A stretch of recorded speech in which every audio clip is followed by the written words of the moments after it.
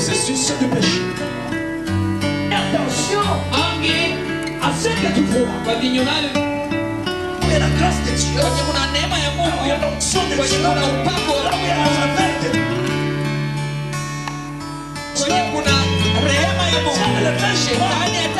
Les choses vont se développer au nom de Jésus. Au nom de Jésus.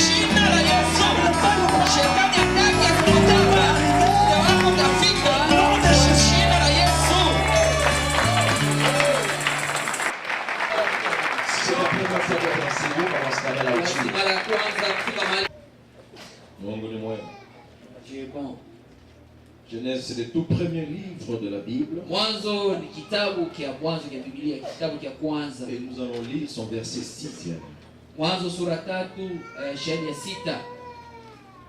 Si tu as trouvé avec quelqu'un, dites un très grand amen. Je dis, si tu as trouvé avec moi, dites un très grand amen. Agréable aux yeux et qu'il était précieux pour ouvrir l'intelligence. Elle prit donc de son fruit et en mangeant. Elle en donna aussi à son mari qui était avec elle. Et il en mangea. Oh! Alléluia. Amen. Est-ce qu'on peut le lire en Swahili? Mwanamke alipoona ya kuwa ule mti wafaa kwa chakula, wapendeza macho, nao ni mti wa kutamanika kwa maarifa, basi alitwaa katika matunda yake akala, akampa na mumewe, naye akala. Amena.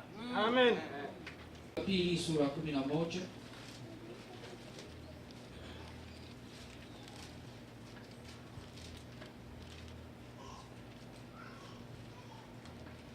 De Samuel chapitre 11.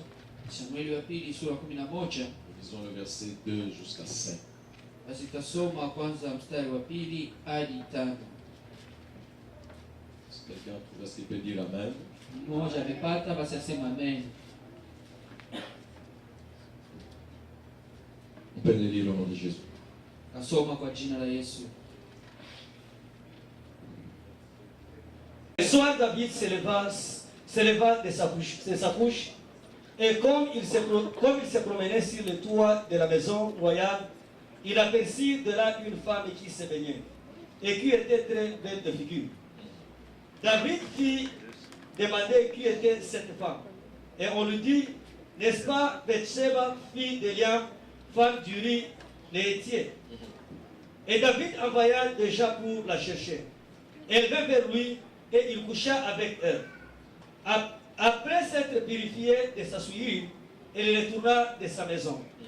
Cette femme devint enceinte, et elle fit dire à David, je suis enceinte. Amen. Je suis enceinte. Quelqu'un peut lire. Alléluia. Ikawa wakati wa jioni, Daudi akaondoka kitandani, akatembea juu ya dari ya nyumba ya mfalme. Alipokuwa juu ya dari, alimuona mwanamke anaoga, naye huyo mwanamke alikuwa mzuri sana wa kupendeza macho. Naye Daudi akapeleka akauliza habari za yule mwanamke.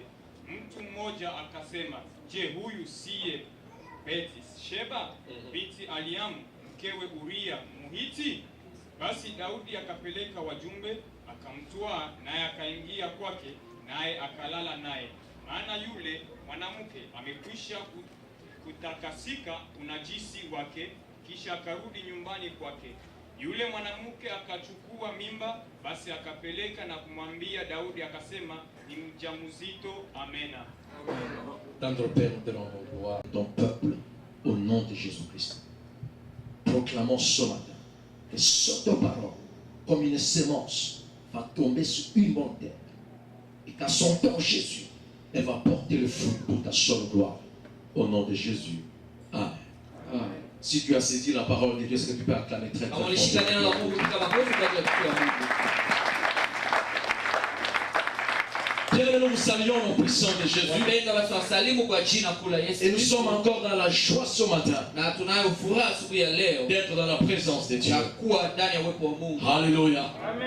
Et ce matin, je crois que Dieu ne t'a pas amené ici par hasard. Na ninaamini kwamba asubuhi hii Mungu akuleta hapa kwa bure. Peut-être que tu as été invité Saa zingine ulialikwa na mtu. ou quelqu'un t'a rappelé de venir à l'église, Saa zingine kuna fulani aliyekukumbusha kwamba twende kanisani. ou tu es venu parce qu'on t'a poussé, ou tu fais tellement dans la présence de Dieu. Wala umekuja kwani ulisukumwa, wala ulikuwa na hitaji ya kufika ndani ya uwepo wa Mungu. Voici une réalité, Dieu ne fait rien au hasard. Sasa uhakika ni kwamba Mungu atende kitu kwa bure. Si tu es en ces lieux ce matin, Yaani ukiwa mahali hapa asubuhi c'est hii parce que mon frère, ma soeur, ni kwamba kaka na dada, Dieu a un but avec toi au travers de sa parole. Mungu ana shabaha fulani nawe kupitia neno lake. Alléluia. La Bible dit que la parole de Dieu est vie.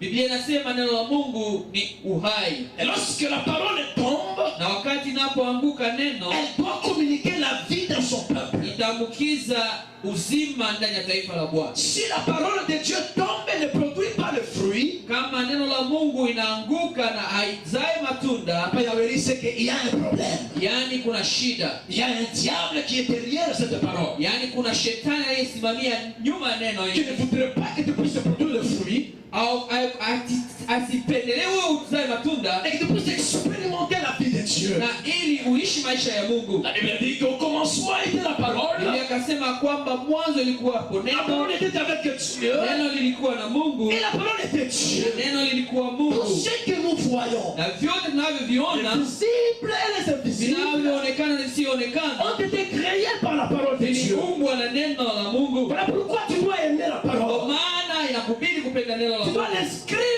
dans ton cœur ni vema kuiandika ndani ya moyo et la wako méditer jour et nuit. na kuyafikiria usiku mchana, Alors, comme Dieu l'a dit à Josué, na kama jinsi Mungu aliyemwambia tes Yoshua, projets réussiront mpango yako itafaulu et ta vie sera bénie. na maisha yako yatabarikiwa. Notre thème ce matin, Na jishina yetu asubuhi, le processus du péché. mwenendo wa dhambi, Alléluia. Le processus du péché. mwenendo wa dhambi.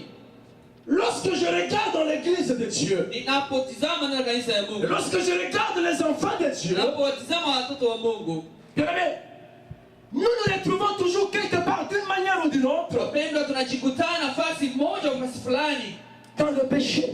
ndani ya dhambi. Alléluia. Et il n'y a pas de péché qui vient seulement et directement sur le péché, il n'y en a pas. Hakuna dhambi zinazozitoshea mara moja zinafika ni dhambi. Le Hapana. diable prendra soin Shetani atachukua de nafasi t'amener petit à petit ya kukupeleka pole pole dans un processus kupitia mwenendo pour que fulani tu arrives à pécher. ili ufike kutenda Tu dhambi. sais pourquoi le diable veut que tu pêches? Unajua ni nini shetani anapenda wewe utende Il veut dhambi? retirer la vie de Dieu en toi Anapenda kuyatoa maisha ya Mungu ndani et mwako placer la mort dedans de na toi. kurudisha kifo ndani mwako. Dites Amen avec moi. Sema amen pamoja. Dites encore Amen avec moi. Pendant que je presse, regarde-moi aux yeux, mon frère. Wakati ninapohubiri mtizame kwenye macho kaka dada. J'aimerais aussi voir ton body language. Napenda tena kona nsemo ya mwili wako. Alléluia. Le plan du diable, Na mpango wa kishetani, parce que lui il a péché. kwani yeye Et tayari il a alitenda déjà échoué. na alishashindwa, Il va t'amener aussi anapenda kukubeba nawe dans le pia même processus. kwa hiyo mwenendo moja. Dites Amen avec moi. Sema amen pamoja. Voici encore une réalité. Ona tena ukweli mwingine C'est que personne sur la terre kwamba hakuna mtu hapa ne peut ulimwenguni pas dire que moi je ne pêche jamais. atakayesema mimi sitende dhambi kamwe. Alors, voilà pourquoi la Bible dit ceci. Maana Biblia inasema Que celui qui se dit moi je n'ai pas péché, mwenye anajisema kwamba yeye atende dhambi, il se fait tromper. yeye anajiweka kwa mdanganyifu. D'une manière ou d'une autre, Kwa namna fulani wala njia nous zingine arrivons à tunafikiria commettre le péché. kutenda dhambi. Secoue le bien-aimé à côté de toi, ma soeur. Sikilize kaka dada pembeni yako, Dis-lui, écoute ce message pour toi. mwambie sikiliza, mjumbe huyu ni wako. Alléluia. Le processus du péché. Mwenendo wa dhambi. Qu'est-ce que c'est que le péché, bien-aimés frères et sœurs? Dhambi ni nini kaka na dada? La Bible définit le péché Biblia inaleta maana ya dhambi comme une transgression volontaire ou involontaire. kama makosa tunayoifanya Mungu. Lorsque tu transgresses la parole de Dieu, Wakati unanenenda kinyume na tu neno la vas à Mungu, l'encontre de la volonté de Dieu par sa parole, unanenenda kinyume na kutaka kwa Mungu kupitia neno lake, tu as péché. hapo umetenda dhambi. Tu as péché. Umetenda dhambi. C'est une désobéissance, Inakuwa kutokutii, un refus. kukataa. Le péché c'est un obstacle Dhambi inakuwa kizuio, au salut. kizuio mbele ya wokovu. Alléluia. Celui qui pêche Anayetenda dhambi ne veut pas recevoir le salut. hataki kupokea wokovu. Celui qui pêche Anayetenda dhambi dit à Dieu, anamuonesha Mungu, je ne veux pas entrer dans le royaume des cieux. sitaki kuingia kwenye ufalme wa C'est mbingu. un refus. Yani C'est un kukataa, obstacle. kizuio Et le fulani. diable l'a compris. Na shetani ameelewa hiyo. Le péché, c'est une cause Dhambi inakuwa de la mort de l'âme. kitu kinacholeta kifo cha Pour nafsi. Ézéchiel dit, Ndio maana Hezekia anasema l'âme qui pêche, nafsi inayotenda dhambi c'est l'âme qui mourra. ndiyo nafsi itafariki. Amen. L'âme qui pêche, Nafsi inayotenda dhambi c'est l'âme qui mourra. ndiyo nafsi itafariki. La finalité du péché, Na mwisho yake wala shabaha ya c'est la dhambi destruction, ni ubomoa, c'est la ruine, ni kukoroga, c'est la catastrophe ni maneno mabaya et yo, c'est la mort. na mwisho kifo. Alléluia. De Genèse à Apocalypse, bien Mwanzo mpaka Ufunuo, kaka na dada, le mot péché a été cité 416 fois. hii neno dhambi imetajwa mara 416 C'est beaucoup. na ni nyingi sana, Pour te dire que c'est quelque chose qui est très important. kwa kuambia kwamba ni kitu cha muhimu sana. Et je ne sais pas pourquoi on ne doit pas parler du péché dans l'église de Dieu. Sijue juu ya nini hatutaongea kuhusu dhambi ndani ya kanisa. Le péché est l'un des thèmes très importants dans la parole de Dieu. Na dhambi ndiyo kishina kiliyokuwa cha muhimu kati ya vishina vingine. On doit ndani ya insister kanisa. sur le péché. Ni vema tupike kistari On kwenye doit dhambi. prêcher sur le péché. Vema tuhubiri kuhusu On dhambi. doit enseigner sur le péché. Vema tufundishe kuhusu dhambi, Parce que le péché, kwani dhambi c'est la mort. ni kifo. Dites Amen avec moi. Amen pamoja nami. Lorsque je parle en mot, tu dis Amen, ça nous fortifie aussi. Wakati naposema nao na ujibu amen, inanipatia nguvu. S'il n'y avait pas de péché, Kama kukuwako dhambi, Jésus ne devait pas venir. Yesu hakutaka kuja. Alléluia. Amen. Christ est apparu Kristu ameonekana pour détruire les œuvres du ténèbre qui sont le péché. kwa ajili ya kubomoa matendo ya giza yaliyokuwa dhambi. Papa Songa. Alléluia. Amen. Le péché Dhambi est très important. ya muhimu sana, Et en tant qu'enfant de Dieu, na kama watoto wa Mungu nous devons savoir vema tujue pourquoi ceci arrive juu ya nini hii inafika et quel est le processus de ce péché. na mwenendo ya hii dhambi ni gani, Parce que ça, c'est le plan du diable. kwa hiyo mpango wa kishetani. Le passage que nous venons de lire Na mstari tunatokea kusoma dans le livre de Genèse, na ya kitabu ya Mwanzo, c'est l'histoire d'Adam et Ève. hiyo ni hadithi ya Adamu na Eva. Écoute-moi, mon frère, ma soeur. Sikiliza kaka na dada, Dieu a créé ces deux êtres parfaitement. Mungu kawaumba hao viumbe wawili kamilifu, Il les a créés à son image. akawaumba kwa mfano wake, Il les a placés dans le jardin qu'on appelle jardin d'Éden, akawatia ndani ya bustani inayoita bustani ya Edena. où il y avait toutes les choses. Hapo kulikuwa vyote, Ces deux hommes na hao watu wawili n'ont rien manqué dans le désert, dans le jardin. hawakukiwa na kitu kwenye bustani hiyo, Ils ne fournissaient pas d'efforts hawakukuwa na kujitafuta kokote pour avoir quelque chose. kwa ajili ya kupata kitu fulani. Ils étaient suffisants, Walitosheka comme Dieu lui-même est suffisant. kama jinsi Mungu peke yake ametosheka. Il n'y avait pas de douleur dans le jardin. Hakukuwa maumivu yoyote ndani ya bustani. Il n'y avait pas de pleurs. Hakukuwa vilio. L'homme et la femme n'ont jamais connu ce qu'on appelle les larmes. Mke pamoja na mume wake bado walikuwa hayaliaka. Il n'y avait pas de douleur, il n'y avait pas de maladie. Hakukuwa magonjwa wala maumivu yoyote. Tout était à merveille. Vyote vilipendezwa ndani ya bustani ya Edeni. Ce que l'homme cherchait, il en trouvait. Na yote mtu alikuwa akihitaji alikuwa akipata. Ce qu'il voulait manger, il pouvait l'avoir. Yote alikuwa na nia ya kula alikuwa naipata. Ce n'était pas la sueur de son front qu'il mangeait. Haikukuwa kwa kutosha jasho yake alikuwa akipata Dieu chakula. lui-même avait déjà tout préparé à leur portée. Mungu alikuwa shatayarisha vyote mbele yao. Ils avaient la vie éternelle. Walikuwa na uzima wa milele ndani mwao. Dieu descendait dans le soir, dans toute sa gloire. Kila jioni Mungu alikuwa akiteremka na utukufu wake Il wote. s'entretenait avec ces êtres qu'il a créés. Na alikuwa akiongea na viumbe alivyoviumba. Ils étaient en parfaite communion avec le bête féroce. Walikuwa wakikaa pamoja na ukamilifu na nyama zote. Le diable n'était pas content Shetani hakufurahiwa hiyo. de le voir en train de vivre dans cette aisance. Kuwaona wakiishi kwa ustare kama huo. Laisse-moi te révéler ce matin. Acha nikufunulie asubuhi ya leo. Tu as la vie de Dieu avec toi. Una uzima wa Mungu na wewe Tu as la pamoja bénédiction nawe. de Dieu avec Na toi. baraka ya Mungu pamoja Tu as la nawe. victoire de Dieu avec Na toi. ushindi wa Mungu pamoja Tu as nawe. la bonne santé de Dieu avec Na toi. afya njema ya Mungu pamoja Mais le nawe. diable, Lakini il shetani n'est pas content afurahiwe hiyo de te voir avec la vie de Dieu en toi. kuona na uzima wa Mungu ndani mwako. Dites amen avec moi. Sema amen pamoja. Alléluia. Amen.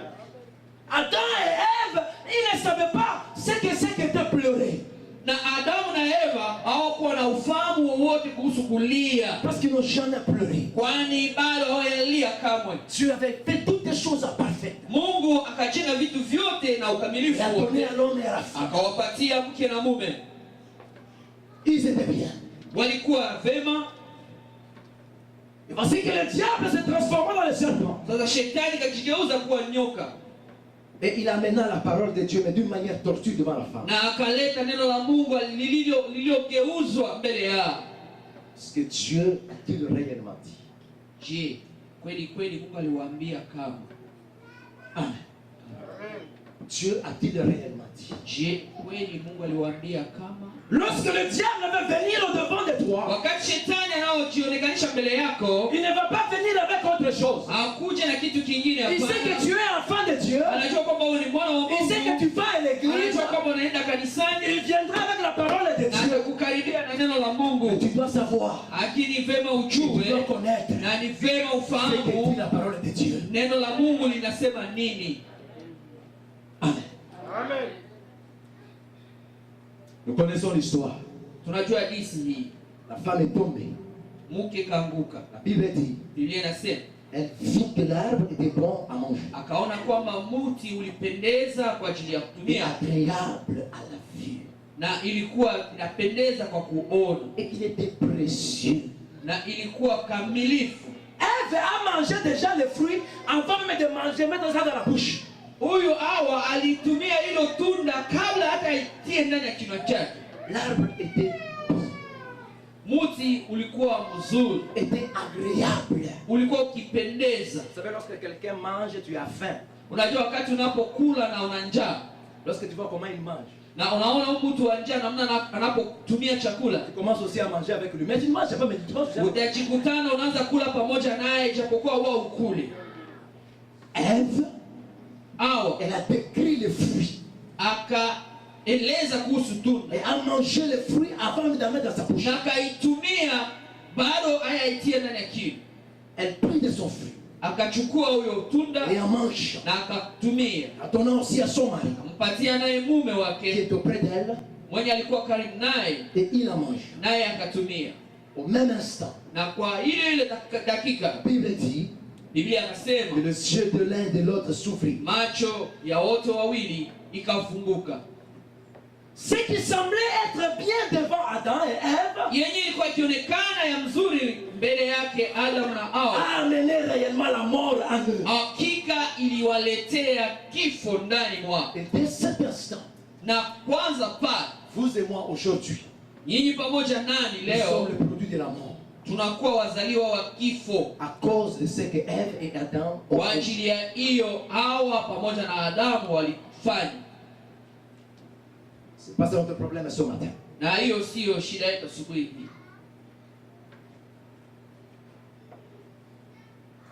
Ces deux êtres étaient bien.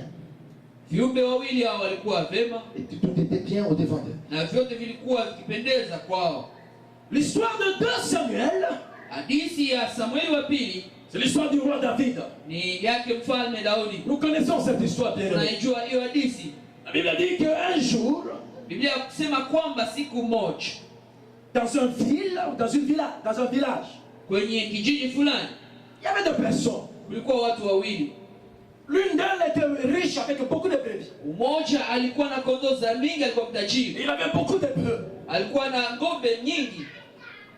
Et l'une d'autres personnes aussi Mwingine naye pia avait seulement une seule brebis. yeye alikuwa na kondoo mmoja tu. Il aimait ce brebis. Alimpenda kondoo wake huyu, Il a chérissé. alikuwa akimkaribisha Il kwake, avait l'amené dans son salle de bain. alikuwa anaendelea naye hata kwenye chumba ya Il kunawia, avait cette brebis. akamwosha. Il pouvait dormir avec lui dans son propre lit. Alikuwa hata moto wa kulala pamoja naye. Lorsqu'il devait manger, Akitaka il kula amenait cette brebis à table et il alikuwa mangeait ensemble. anamleta huyu kondoo kwenye mesa na akakula pamoja naye. Partout, cette personne s'est dirigée. Mahali kote huyu mtu alikuwa La akielekea, brebis était avec lui. huyu kondoo alikuwa kando kando Mais voici yake. qu'un jour, Oneni sasa, siku moja l'homme riche reçoit un visiteur. huyu mtajiri kapokea mgeni. Le visiteur, lorsqu'il arrive, Wakati mgeni afika, au lieu de prendre ce brebis, qu'il en avait plusieurs, kwa nafasi ya kuchukua kondoo moja kati ya kondoo zake za il est mingi, parti chercher la brebis du pauvre. akaenda kuchukua kondoo ya huyu L'a maskini, égorgé akamchinja et l'a préparé pour son na second visiteur. akampikia mgeni wake. Dieu n'était pas content. Mungu akufurahiwa na hiyo tendo. Ça, c'est l'histoire Hii ni hadithi que le prophète Samuel a amenée à David. yenye huyu nabii Nathan alipelekea Lorsque Daudi. David a entendu cette histoire, Wakati Daudi aliposikiliza hiyo, il s'est tenu debout. akasimama Il a dit au prophète Samuel, akamwambia nabii, une chose pareille ne doit pas se faire en kitu Israël. kama hiki hakiwezi kufanyika hapa Celui qui a fait un Israeli. tel acte Mwenye aliyofanya tendo kama doit hilo non seulement mourir, hata kufa tu, mais il doit remettre 4 autres brebis. lakini anapendeza arudishe kondoo ine. Alors Samuel lui dit, Na hapo Samueli kama ndiye, cette personne c'est toi. huyu mtu ni wewe. Pourquoi? Je ya nini? Parce que Kwani wewe Dieu a mis dans ta cour Mungu ameweka kwenye kiwanja yako beaucoup de femmes. wanawake wengi. Tu as laissé toutes ces femmes Umeacha wote hawa pour aller prendre Bathsheba, la femme d'Uri. ukaelekea kuchukua Bethsheba mke wake Uria, Tu as couché avec cette femme, ukalala naye tu l'as engrossée na ukampatia uzito, et tu as pris son mari na Uri, ukachukua mume wake Uria qui était à la bataille. mwenye alikuwa kwenye vita, Tu l'as amené ukamleta pour couvrir le péché. kwa ajili ya kuficha Mais dhambi. comme le diable reste diable, Kama jinsi shetani ni shetani, tu as pris encore son mari, ukachukua mpaka huyu tu l'as mume amené au wake, front de bataille peleka mbele ya kiwanja ya et tu vita, as tué cet na homme. huko amefariki. Amen. Amen. L'homme selon le cœur de Dieu Mtu anayependeza moyo wa qui a Mungu, commis quelque chose qui était grave devant le Seigneur. mwenye alitimiza kosa kali sana mbele ya Bwana. Lorsque David a entendu cela, Wakati Daudi alisikia hiyo, se coucher par terre, akalala chini, commença à demander pardon à Dieu. kaanza kuomba msamaha kwa Mungu. Connaissons l'histoire. Tunajua hadithi hii, Que ce soit dans l'histoire de Ève et Adam, hiyo hata mwadisi ya Hawa na soit dans Adamu, l'histoire de David, na huko hadithi ya Daudi, quelque chose est arrivé à ces 2 personnes. kitu fulani kimewafikia watu wawili, C'est le péché. ni dhambi. Amen. Amen. Et le péché Na dhambi a introduit la mort. ikaleta kifo. 5 points dans le processus du péché. Pointi 5 kwa mwenendo wa dhambi. Ils ont psaume 141. Tunaelekea kusoma Zaburi 145, Le processus du péché. mwenendo. Psaume 141, verset 8. Zaburi 140. Au nom de Jésus. Amen. C'est vers toi. Macho yangu yanakuelekea wewe, Mungu Bwana, nimekukimbilia wewe, usiniache nafsi yangu. Amen. Se faire toi éternel au ciel. Premier point. Nukta ya kwanza Dans le processus du péché, kwenye mwenendo wa dhambi c'est la vue. ni kuona, les yeux, macho, le regard. tizama. Alléluia. La plupart des péchés que nous sommes aujourd'hui, Nyingi kati ya dhambi tunayo masiku ya leo, la porte d'entrée, mlango kiingilio ce sont nos yeux. ni macho yetu. Alléluia. Voilà pourquoi mon frère, ma soeur, Ndio kwa maana kaka na dada, tu dois bien gérer tes ni yeux. vema uyatumie macho yako Tu vizuri. ne dois pas donner à tes yeux Usipatie macho yako de contempler n'importe quoi, ruhusa ya kutizama kitu de chochote, regarder n'importe quoi. kuangalia kitu Le chochote. psalmiste dit ceci, Mzaburi anasema hivi, que mes yeux se tournent vers toi. macho yangu basi elekee kwako. Nous devons apprendre, mon frère, ma soeur, Vema tujifunze kaka na dada à tourner nos regards kupeleka macho yetu vers Dieu. kwake Mungu, Et Dieu, c'est sa parole. na Mungu ni neno lake. Alléluia. Nous arrivons à pécher aujourd'hui Tunafika kwenye dhambi leo parce que nous regardons n'importe comment. kwani tunatizama yoyote. Alléluia. Ce que tu regardes, Venye unavyotizama, ce que tu contemples, venye unavyoangalia va captiver ton attention. itenda kokota tena Et akili plus yako, tu le regardes, na kwa kuendelea kuitizama, plus ceci va t'amener à commettre ce que tu regardes. hiyo itakukokota wewe ukatimize nyo nayo yaona. Alléluia.